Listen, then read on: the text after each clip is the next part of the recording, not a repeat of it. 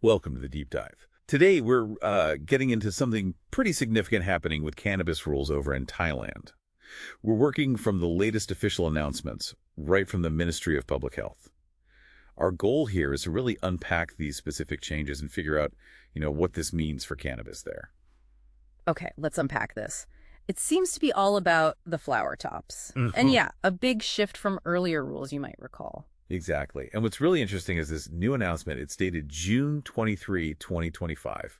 It specifically goes back and revises an earlier declaration from 2022. The main reason given, well, it seems they felt there weren't specific enough laws to prevent misuse, particularly, like you said, smoking the flower tops recreationally.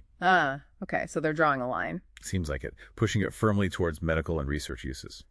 So let's get to the heart of it. What's the main change here? This new rule, it specifically calls out only the cannabis flower tops as a controlled herb. That's the key, right? That's absolutely central. Other parts, stems, roots, leaves, they aren't under this same tight commercial control, just the flower tops. And that control has big commercial implications, I imagine. Oh, definitely.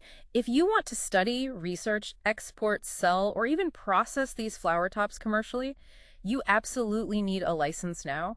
And getting the license isn't the end of it. There are pretty strict conditions attached. Such what? Well, licensees have to keep detailed records where they got it, how they used it, the quantities, all reported back to the authorities. And for exports, you need to give detailed notifications for every single shipment.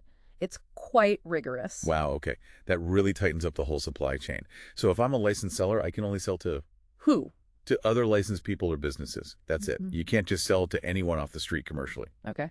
And another layer, all the flower tops for sale or export have to come from sources that are certified. Certified for good cultivation and harvesting standards by the Department of Thai Traditional and Alternative Medicine, the DTTAM.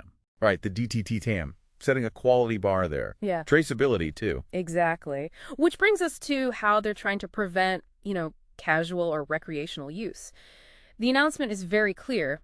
Selling flower tops for smoking in commercial places. That's prohibited now. Okay. Prohibited unless. There's usually an exception. Yes, there is. It's quite specific, though.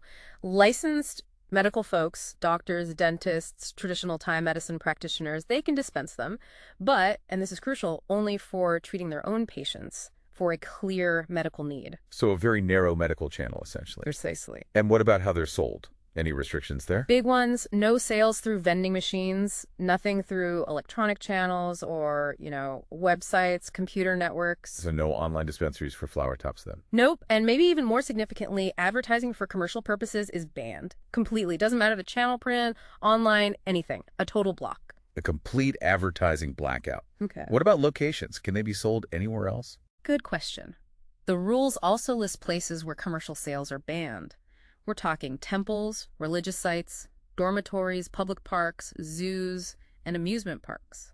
So keeping it out of public spaces and places associated with, say, religion or youth. That seems to be the clear intention, public health and safety focus. But let's clarify the medical side again. If I have a legitimate prescription. Right. If you have a prescription from a licensed medical professional, and that includes pharmacists too, then these commercial sale restrictions don't apply to you getting your medicine. Okay. But again, it has to be strictly for medical benefit, and the amount is limited, usually not more than a 30-day supply based on treatment needs. So access is preserved for genuine patients. Correct. And one last thing for people already operating under the old rules. The existing licensees. Yeah. They're not grandfathered in, so to speak. They now have to comply with all these new, stricter conditions as well. Everyone's playing by the same, tighter rule book now. Okay, so summing this up, this deep dive really highlights a major tightening of the screws on cannabis in Thailand, especially around recreational use of flower tops, while still, carefully keeping the door open for regulated medical and research uses.